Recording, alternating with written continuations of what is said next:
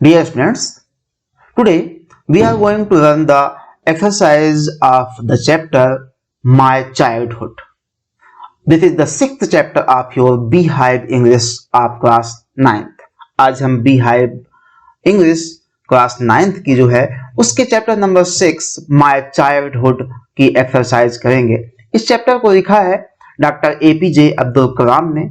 यह उनकी book the wings of fire का एक एक्सट्रैक्ट है जिसमें उन्होंने अपने बचपन के बारे में लिखा है। इसकी एक्सरसाइज में एक सेक्शन है थिंकिंग अबाउट द टेक्स्ट। इस चैप्टर में जो हमने पढ़ा है उसके बारे में जो भी क्वेश्चंस आए हम क्या उनके उत्तर दे पाते हैं। तो चलिए देखते हैं इसके एक्सरसाइज में पहला क्वेश्चन क्या है। Answer these questions in 1 or 2 sentences each. पहले हिस्से में आपसे ऐसे प्रश्नों के उत्तर चाहे गए हैं जिनका उत्तर आप 1 या 2 वाक्यों में दे सकते हैं। The first question is where was Abdul Kalam's house. Abdul Kalam का घर कहाँ था, मतलब आपसे लोकेशन पूछी जा रही है। Look at the answer here. Abdul Kalam's house was built on the mosque street in the town of Rameswaram. Rameswaram कस्बे में जो मस्जिद वाली स्ट्रीट थी, मस्जिद वाली सड़क थी, वहां अब्दुल कलाम का घर बना हुआ था। उसके बाद सेकंड क्वेश्चन है what do you think Dina money is the name of. आपके विचार से दीना मनी जो वर्ड है यह किसका नाम है। Give a reason for your answer. आप अपने उत्तर के पीछे का कारण भी बताइए, क्यों आप ऐसा कह रहे हैं। The answer is I think Dina money is the name of the newspaper daily।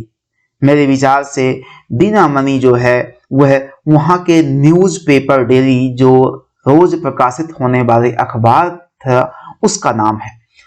Abdul Kalam himself wrote that।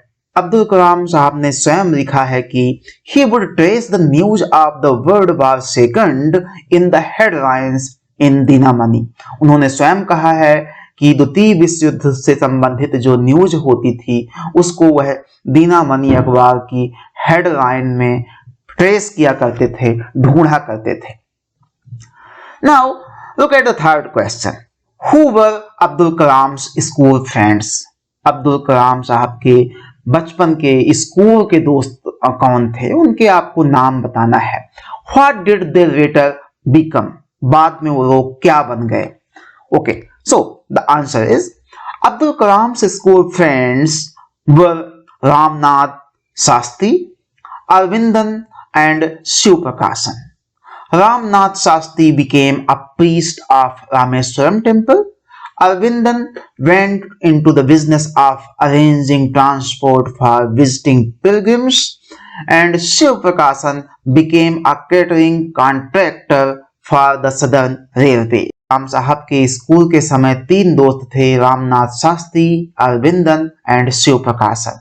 Ramnath Shastri Rameswaram temple, Rameswaram मंदिर के पुजारी बन गए। Aravindan went into business of arranging transport for visiting pilgrims. Aravindan जो है वो तीर्थयात्री जो वहां विजिट करते थे, यात्रा करते थे, उनके यात्रा की व्यवस्था, ट्रांसपोर्टिंग की व्यवस्था में लग गए। शिव प्रकाशन बिकेम अ कैटरिंग कॉन्ट्रैक्टर। और शिव प्रकाशन जो है वो दक्षिण रेलवे में कैटरिंग यानी खान पान का प्रबंध, भोजन का प्रबंध करने का कॉन्ट्रैक्ट लेने लगे। Now come on to the fourth one.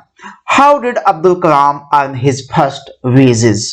Abdul Kalam साहब ने अपनी पहली अपनी पहली कमाई कब अर्जित। Look at the answer. Abdul Kalam earned his first wages by catching the bundle of newspapers। Abdul Kalam साहब ने अपनी पहली कमाई ट्रेन से फेंके जाने वाले अखबारों के बंडलों को कैच यानी पकड़कर earn. It was thrown from a moving train। इनको मूविंग ट्रेन यानी चलती हुई ट्रेन से फेंका जाता था। When train halt suspended at Rameswaram. जब उस ट्रेन का रामेश्वरम स्टेशन पर हाल्ट यानी रुकना, सस्पेंड यानी स्थगित कर दिया गया था। वर्ल्ड वॉर सेकंड जब हुआ था उस समय वो ट्रेन जिससे वो पेपर आया करता था वो ट्रेन रामेश्वरम में नहीं रुकती थी, इसलिए उसमें से पेपर वो लोग फेंक दिया करते थे, जिसको ये कैच किया करते थे, पकड़ा करते थे, और इनके बड़े भाई इनको उसकी वेज दिए थे। Question number 6, had he earned any money before that? क्या उन्होंने इसके पहले भी कोई कमाई की थी, कुछ पैसा कमाया था? In what way? और अगर कमाया था तो किस तरीके से कमाया था? सो the answer, he had earned money by collecting and selling the tamarind seeds. वो इमली के बीजों को इकट्ठा करके और बेचकर अपना कमाई किए थे। टू अ प्रोविजन शॉप, पास के ही किराना दुकान में। There was a sudden demand for tamarind seeds during the second world war, क्योंकि द्वितीय विश्व युद्ध यानी सेकंड वर्ल्ड वॉर के समय अचानक ही तमिरिंड यानी इमली के सीड्स यानी बीजों की डिमांड बढ़। ही वुड अर्न 1 आना ए डे, वह इस प्रकार से इमली के बीजों को इकट्ठा करके और बेचकर एक दिन में 1 आना कमा लिया करते थे।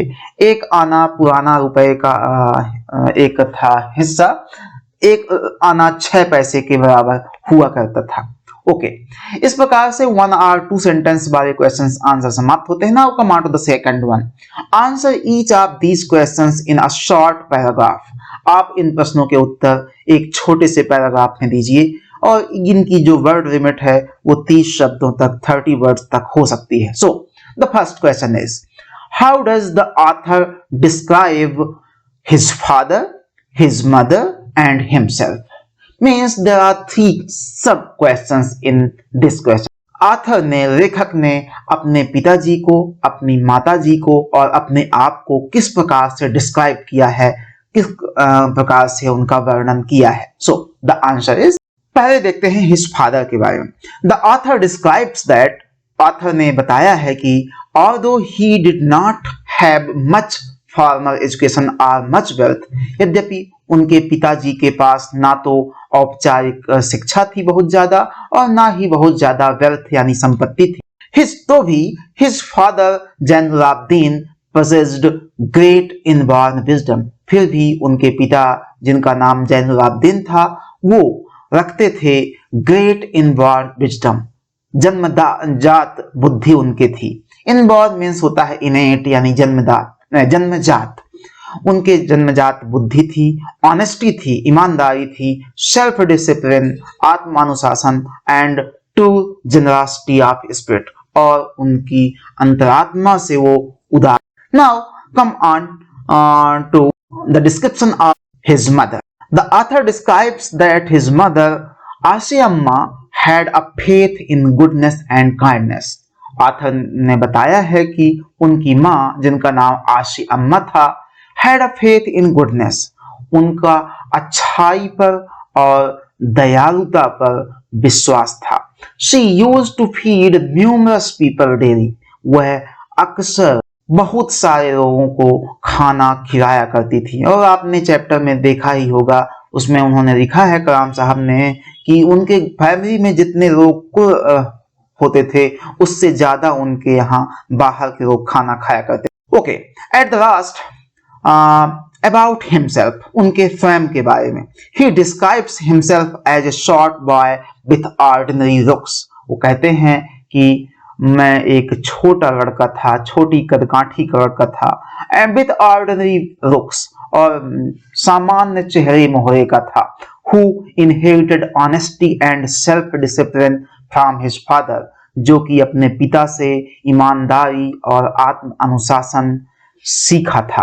And faith in goodness and kindness from his mother, और अपनी माँ से अच्छाई और दयालुता के प्रति विश्वास करना सीखा था। Now come on to the second one, what characteristics does he से he inherited from his parents? ऐसी कौन कौन सी कैरेक्टरिस्टिक यानी विशेषताएं हैं जो उनको स्वाभाविक रूप से अपने पेरेंट्स यानी माता पिता से मिली हैं। इनहेरिट मीन्स होता है उत्तराधिकार में मिलना, वसीयत में मिलना। So the answer is, he says that, उन्होंने कहा है कि, वो कहते हैं कि he inherited honesty and self discipline from his father, कहते हैं कि उन्हें स्वाभाविक रूप से अपने पिता से ईमानदारी और आत्म अनुशासन का पाठ मिला है। And faith in goodness and kindness from his mother, और दयालुता अच्छाई के प्रति विश्वास उनकी माँ से सीखने को मिला। Now come on to the third section. Discuss these questions in class with your teacher and then write down your answers in 2 or 3 paragraphs each. इन जो नीचे प्रश्न आएंगे उनके प्रश्नों को आपको क्लास में डिस्कस करना है। आप अपने टीचर की हेल्प भी ले सकते हैं और उसके बाद उन प्रश्नों के आंसर्स आपको 2 या 3 पैराग्राफ्स में देने हैं। Look at here.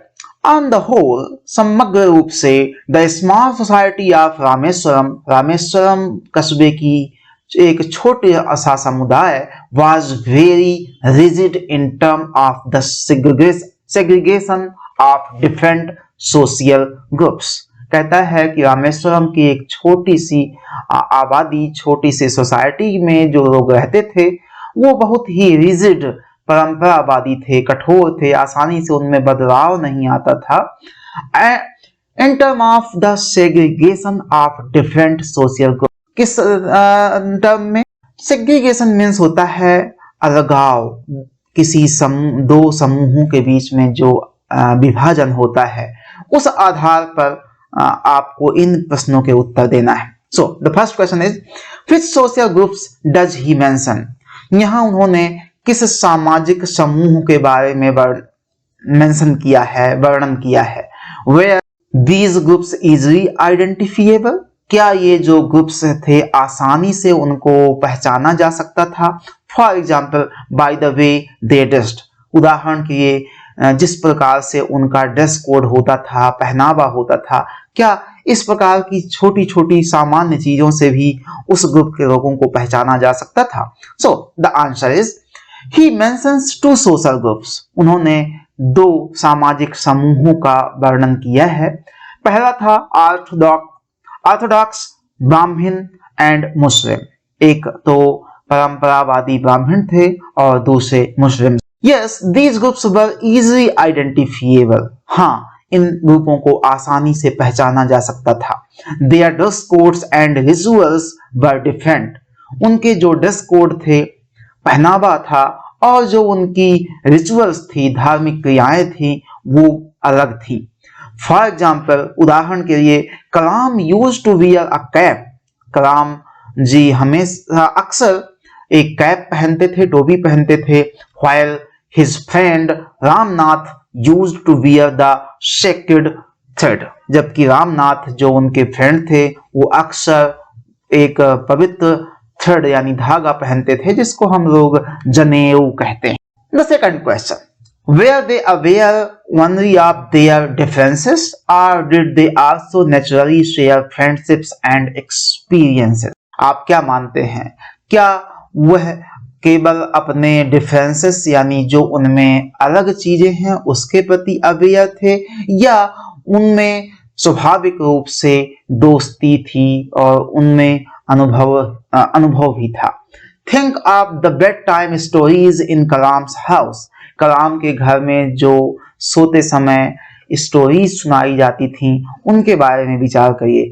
आप हु हिज फ्रेंड्स वर, उनमें से उनके दोस्त कौन थे? And of what used to take place in the pond near his house, और उनके घर के पास जो तालाब था वहां क्या अक्सर हुआ करता था? So the answer is no, they were not only aware of their differences. वो जो समुदाय थे वो न केवल अपने अलग अलग पहचानों के प्रति सजग थे, जागरूक थे, they also naturally shared friendships and experiences. वह स्वाभाविक रूप से दोस्ताना व्यवहार करते थे, वो अपने अनुभव भी एक दूसरे से साझा किया करते थे। Kalam's mother and grandmother used to tell bedtime stories from both the Ramayana and from the life of Abdul Kalam साहब की माँ और दादी माँ अक्सर उनको सोते समय मोहम्मद साहब की जिंदगी और रामायण दोनों की कहानियां सुनाया करती थी। His family used to arrange boats for carrying the idols from the temple to the pond located near their house. अक्सर उनके परिवार के लोग नावों की व्यवस्था करते थे आइडल्स यानी मूर्तियों को ले जाने में टेम्पल से उनके तालाब के नजदीक जो उनके घर के पास था। During the annual Shri Sita Ram Kalyanam ceremony, हर साल जो सीता राम कल्याणम सेरेमनी होती थी वार्षिक, उसमें वो लोग आइडल को ले जाने के लिए बोट का प्रबंध किया करते। Question number 3, The author speaks both of people who were very aware of the differences among them and those who tried to bridge these differences.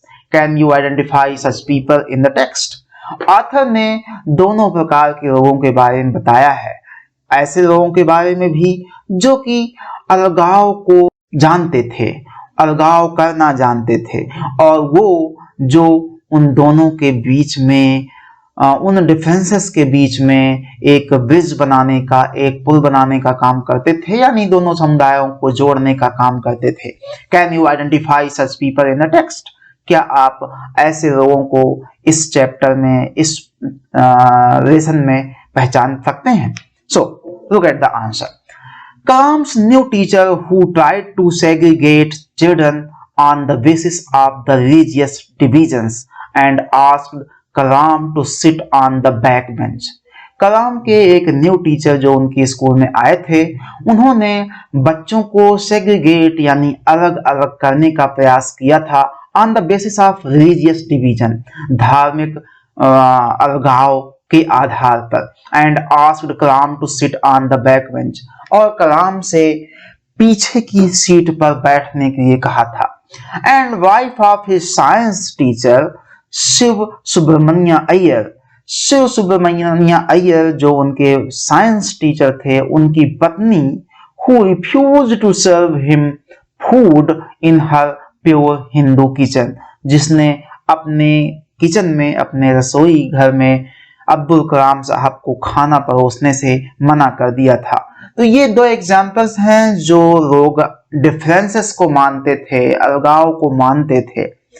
उसके बाद ऑन द अदर हैंड, दूसरी तरफ Kalam science teacher Shiv Subramania Iyer who invited and served Kalam food to break social barrier, उनके जो विज्ञान के teacher Shiv Subramania Iyer थे, उन्होंने कलाम साहब को अपने घर इनवाइट किया और स्वयं उनको खाना परोसा ताकि ये सामाजिक बाधाएं जो हैं, सामाजिक हर्डल्स जो हैं, बैरियर्स जो हैं, उनको तोड़ा जा सके।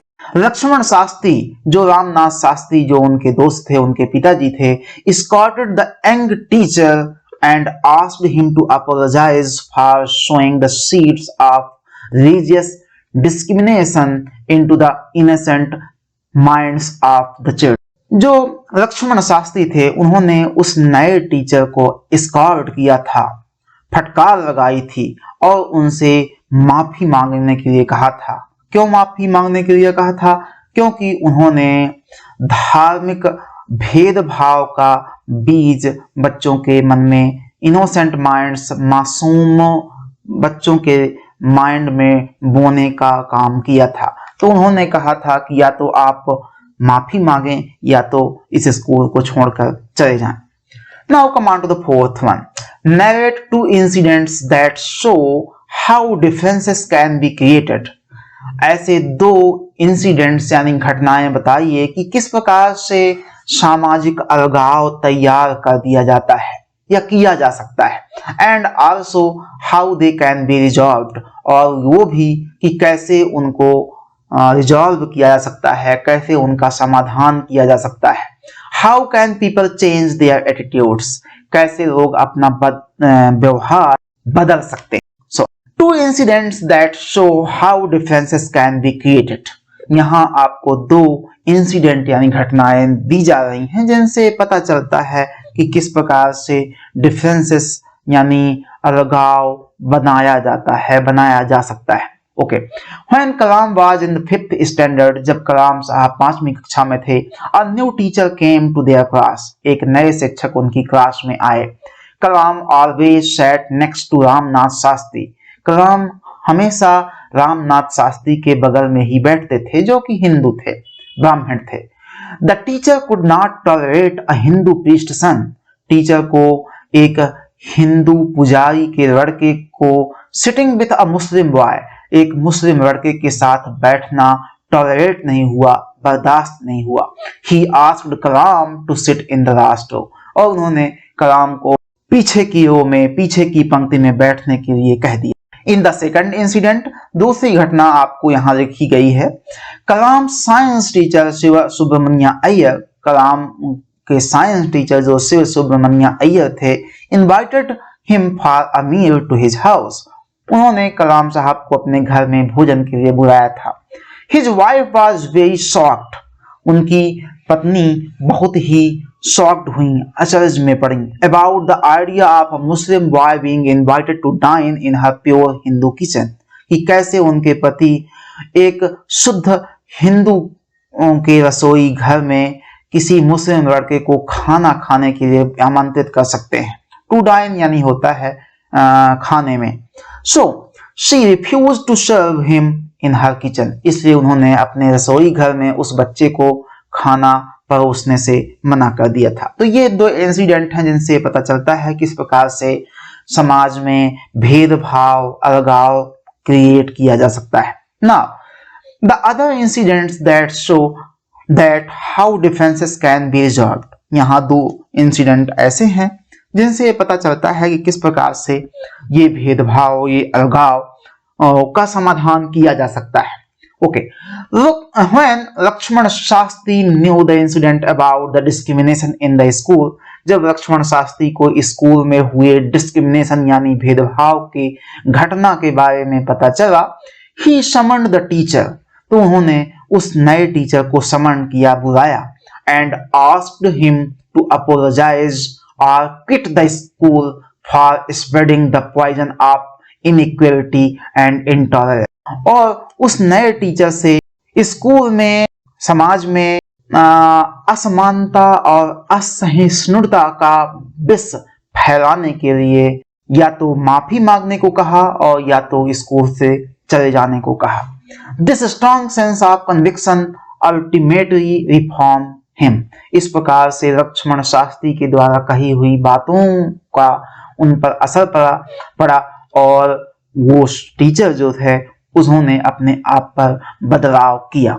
दूसरा इंसिडेंट देखिए, the second incident took place when the author's science teacher Shiv Subramania Iyer though an Orthodox ब्राह्मण, जब उनके एक साइंस टीचर जिनका नाम शिव सुब्रमण्य अय्यर था, यद्यपि वो एक परंपरावादी ब्राह्मण थे, उन्होंने कलाम साहब को इनवाइट किया, सर्व्ड, उनको अपने हाथों से खाना परोसा, एंड डाइन्ड विद कलाम, और कलाम साहब के साथ ही बैठकर खाना खाया, टू ब्रिज दीज डिफरेंसेस, इस प्रकार के भेदभाव, इस प्रकार के अलगाव को समाप्त करने के लिए।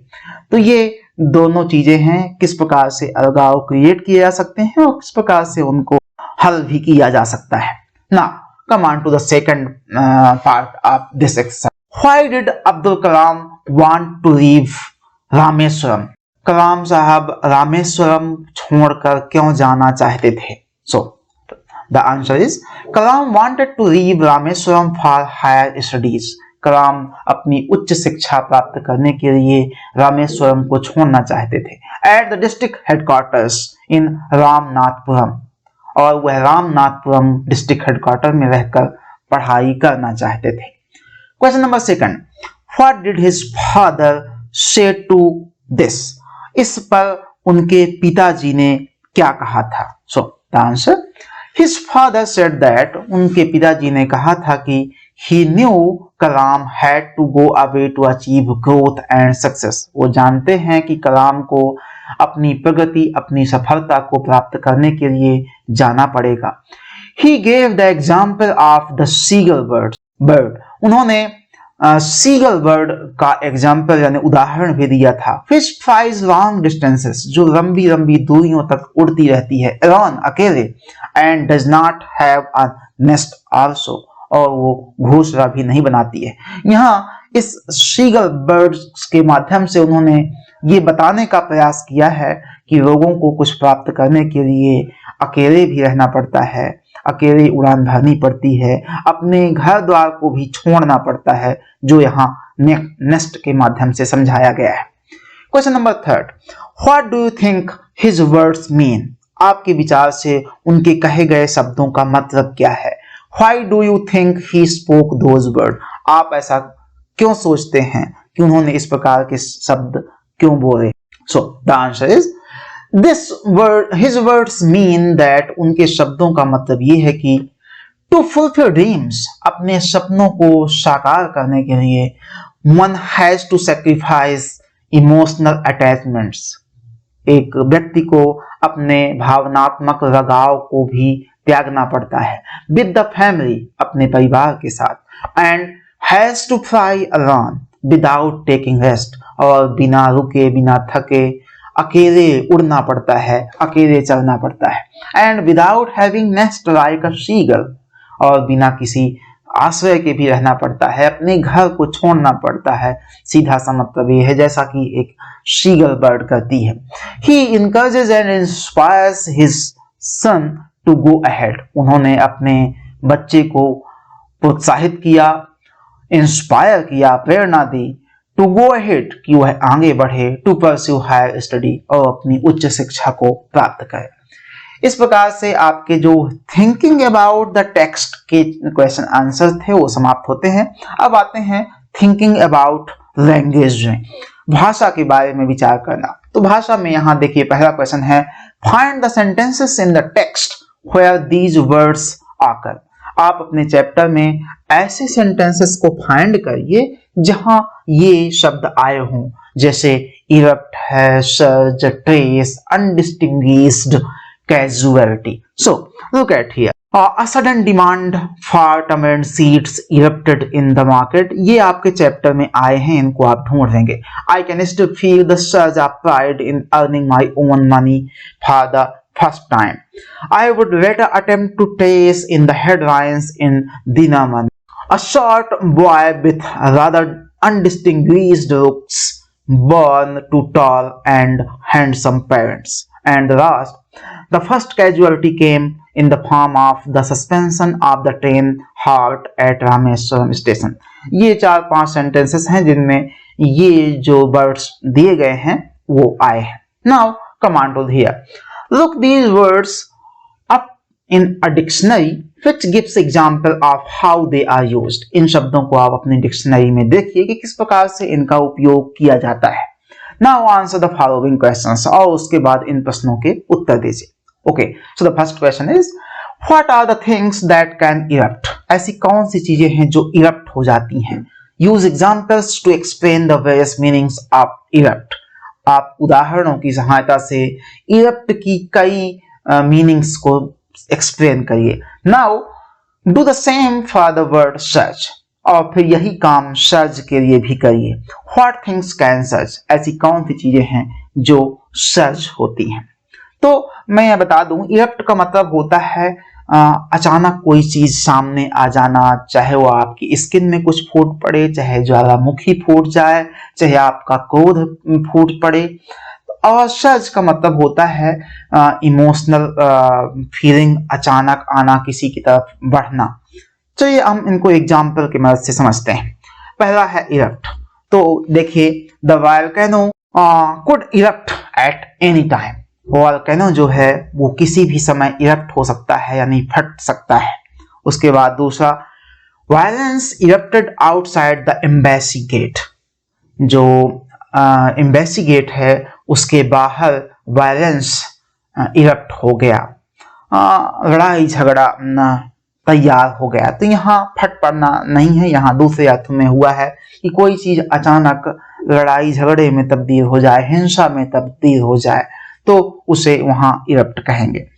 When Davis scored for the third time, जब डेविस ने तीसरी बार स्कोर किया, द क्राउड इरप्टेड, तो क्राउड जो थी, भीड़ जो थी, खुशी के मारे उछल पड़ी। यहाँ उसके लिए इरप्ट का यूज हुआ है।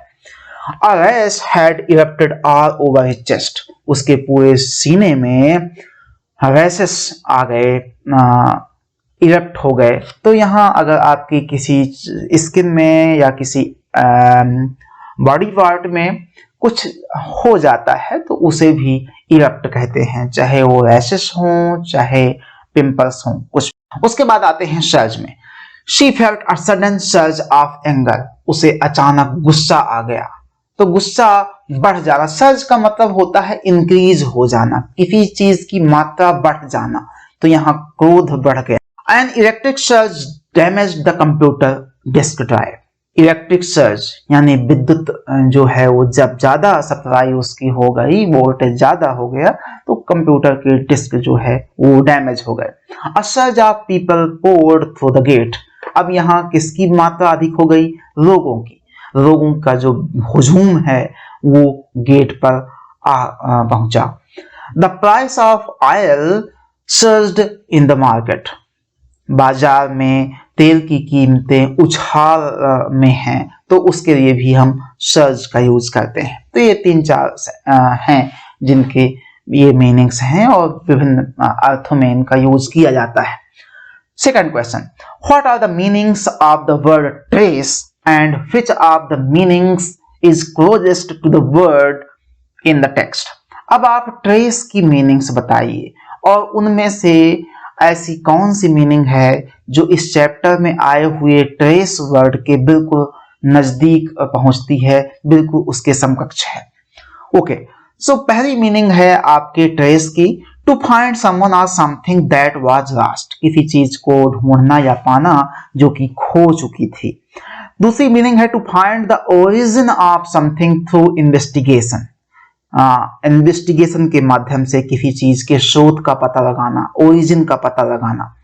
टू फॉलो द शेप और आउटलाइन ऑफ समथिंग, किसी के शेप या आउटलाइन को फॉलो करना, उसका भी मतलब होता है trace. To describe the way in which something has developed, किसी चीज को बताना कि कैसे वो चीज डेवलप हुई है, विकसित हुई। तो ये 3-4 इसकी मीनिंग है इस वर्ड की, ट्रेस की। नाउ यहाँ आपके चैप्टर में जो आया है ट्रेस, उसकी मीनिंग क्या हो सकती है? To find something through investigation, किसी चीज को जांच पड़ताल या देख समझ कर पता करना, इसका मतलब है यहाँ trace. Is the closest meaning to trace in the text, ये इस टेक्स्ट की समकक्ष मीनिंग है। Question number 3, can you find undistinguished in your dictionary, क्या आप अपने डिक्शनरी में अनडिस्टिंग्विश्ड वर्ड को ढूंढ सकते हैं? इफ नॉट, यदि आपको ये वर्ड नहीं मिलता है, look for the word distinguished, यदि आपको नहीं मिलता तब आप डिस्टिंग्विश्ड वर्ड को ढूंढिए एंड से व्हाट अनडिस्टिंग्विश्ड मीन, और उसके बाद बताइए कि अनडिस्टिंग्विश्ड का मतलब क्या हो सकता है। Okay, so the answer is no, the word undistinguished is not in the alphabetical order of the dictionary. आप जानते हैं डिक्शनरी हमेशा वर्णमाला क्रम में होती है, ABCD के क्रम में होती है, तो उस क्रम में अनडिस्टिंग्विश्ड वर्ड नहीं मिलता है। It is the antonyms of the word distinguished, यह डिस्टिंग्विश्ड वर्ड जो है उसका ये एंटोनिम है, विलोम या विपरीत अर्थी वर्ड है, अपोजिट वर्ड है। Which means eminent, famous, prominent, जिसका मतलब होता है, डिस्टिंग्विश्ड का मतलब होता है एमिनेंट, ख्याति प्राप्त, प्रसिद्ध, prominent. Thus, undistinguished mean ordinary, not prominent or common. इसका मतलब अगर इनका हम अपोजिट निकालें तो ऑर्डिनरी, सामान्य, साधारण, नॉट प्रोमिनेंट, जो प्रसिद्ध ना हो, ये इसका मतलब होता है। Now match the phrases in column A with their meanings in column B, column A के वर्ड्स की मीनिंग कॉलम बी से मैच करिए, वर्ड्स या फ्रेजेस की, वाक्यांशों की। तो आप क्वेश्चन बुक में देख लीजिएगा, look at the answer here. Broke out का मतलब क्या होता है? ब्रोक आउट मतलब होता है began suddenly in a violent way, आक्रामक तरीके से किसी चीज का शुरू हो जाना, उसे ब्रोक आउट कहते हैं। जैसे कोई एजिटेशन है, आंदोलन है, ऐसा। In accordance with, in accordance with means according to a particular rule, principle of system, किसी खास नियम, सिद्धांत या पद्धति के अनुसार कोई चीज हो तो उसे इन अकॉर्डेंस विथ कहते हैं। A helping hand means assistance, मददगार। कुड नॉट स्टमक आपने चैप्टर में ही इन सब चीजों को चैप्टर में आपने पढ़ा है। कुड नॉट स्टमक मीन्स होता है was not able to tolerate, किसी चीज को बर्दाश्त ना कर सकना। जेनरसिटी ऑफ स्पिरिट यानी an attitude of kindness, a readiness to give freely, एक दयालुता का व्यवहार, एक ऐसा व्यवहार जिसमें आप कुछ भी देने के सदैव तत्पर रहते हैं। Figures of authority means a person with power to make decision, एक ऐसा व्यक्ति जिसके पास शक्ति होती है कोई भी निर्णय लेने। उसके बाद सेकंड है study the words in italic in the sentences below, नीचे दिए गए इटैलिक में लिखे हुए शब्दों को ध्यान से पढ़िए। They are formed by prefixing un और इन, इनको अन या इन को शुरू में लगाकर बनाया गया है। टू देयर एंटोनिम्स, जिससे उनके एंटोनिम्स यानी अपोजिट वर्ड्स बन गए हैं, जैसे अनडिस्टिंग्विश्ड है, इनइसेंशियल्स है, अनअफेक्टेड, इनइक्वालिटी एंड इंटॉलरेंस। इनमें सब में देखिए अन, इन।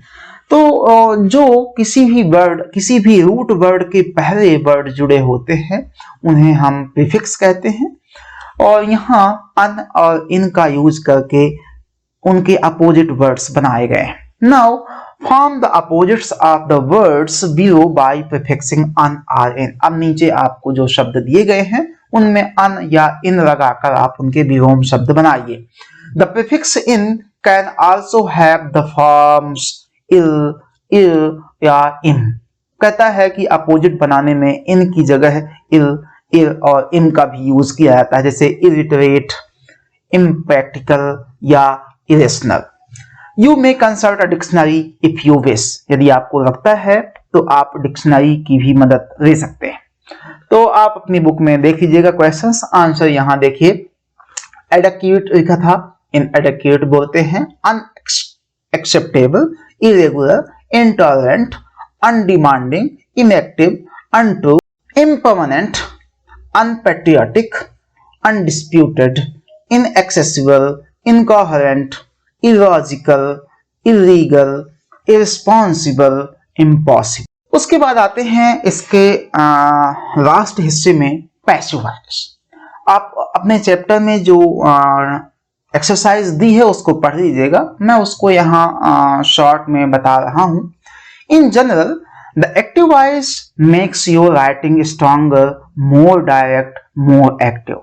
एक्टिव वॉइस का यूज ही अपनी बात को दृढ़ता से रखने के लिए, सीधे रखने के लिए और सक्रिय रूप से रखने के लिए किया जाता है। विद द पैसिव वॉइस, जबकि पैसिव वॉइस के साथ the subject is acted upon by some other performer on the verb. Passive voice में जो होता है वो सब्जेक्ट किसी के द्वारा परफॉर्म किया जाता है। These sentences focus on what happens. ऐसे सेंटेंसेस इस बात पर मुख्य जोर देते हैं कि क्या होता है, rather than who does what, बजाय इसके कि कौन क्या करता है। कहने का मतलब ये कि एक्टिव वॉइस में कौन क्या करता है इसकी इंपॉर्टेंस होती है, और पैसिव वॉइस में क्या होता है इसकी इंपॉर्टेंस होती है। आज मैं आपको इसके बारे में एक छोटा सा रूल बताऊंगा। आप अभी तक जितने भी ग्रामेटिकल रूल्स पढ़े हैं उनसे थोड़ा हटके है, लेकिन मैं कहता हूं कि अगर आप इसको एक बार सीख जाएंगे तो निश्चित रूप से आप किसी भी एक्टिव को पैसिव में बना सकते हैं। सो लुक एट, आपको करना क्या है, आपको एक्टिव वॉइस का सेंटेंस मिलता है, आप उसको पैसिव में कन्वर्ट करना चाहते हैं तो इस रूल को फॉलो करिए। ये थोड़ा बड़ा जरूर दिखता है लेकिन इसको ध्यान से समझिएगा। पहले आप सब्जेक्ट रखिए जो कि आपके एक्टिव का ऑब्जेक्ट होता है। उसके बाद ऑक्सिलरी वर्ब रखिए, हेल्पिंग वर्ब जिसको कहते हैं, जो कि आपके एक्टिव वॉइस के सेंटेंस में दी। ओके, उसके बाद आइए बी में, और बी के कई फॉर्म होते हैं। देखिए आपने यहाँ मैंने 3 हिस्सों में इसको बांटा है, इज, एम, आर, प्रेजेंट के लिए, was were पास्ट के लिए, और be being and been तब के लिए जब ऑक्सिलरी वर्ब दी हो, प्लस पास्ट पार्टिसिपल यानी मेन वर्ब की थर्ड फॉर्म, प्लस बाय और प्लस एजेंट। इतनी चीजें होती हैं एक पैसिव को बनाने में। अब मैं यहां आपको ये समझा दूं, आपको बिल्कुल भी नहीं घबराना है। एक्टिव वॉइस का जो भी सेंटेंस मिले तो सब्जेक्ट ऑब्जेक्ट तो आप जानते हैं, आप उसके मेक हेल्पिंग वर्ब यानी ऑक्सिलरी वर्ब और मेन वर्ब पर बिल्कुल ध्यान दीजिए। अगर आप उस चीज को आइडेंटिफाई कर लेंगे तो आप बहुत जल्दी बहुत आसानी से उसको पैसिव में कन्वर्ट कर सकते हैं। तो अब यहाँ इस जो मैंने ये रूल आपको बताया है, इसमें खास क्या है? इसमें खास ये है कि यदि आपके एक्टिव वॉइस के सेंटेंस में हेल्पिंग वर्ब, ठीक, तो आपको उसी टेंस की हेल्पिंग वर्ब यूज करना है और फिर बी की केवल ये फॉर्म यूज करनी है। लेकिन अगर एक्टिव वॉइस के सेंटेंस में हेल्पिंग वर्ब ही नहीं है तो फिर आपको हेल्पिंग वर्ब की जगह बी का फॉर्म इज एम आर या वाज वर यूज करना है, जैसा कि वो टेंस होगा। हम उसको एग्जाम्पल के माध्यम से समझते हैं। देखिए, फॉर एग्जाम्पल हमारे पास एक सेंटेंस है, आई ईट एन एप्पल, मैं एक सेब खाता हूं। ये आपका एक एक्टिव वॉइस का सेंटेंस है। हम जानते हैं कि आई यहाँ सब्जेक्ट है, ईट इसकी मेन वर्ब है और एन एप्पल ऑब्जेक्ट है। जैसा कि आप जानते हैं पैसिव में हम हमेशा ऑब्जेक्ट से शुरू करते हैं, तो एन एप्पल शुरू में आएगा। एन एप्पल के बाद आप अपने इस रूल को फॉलो करिए।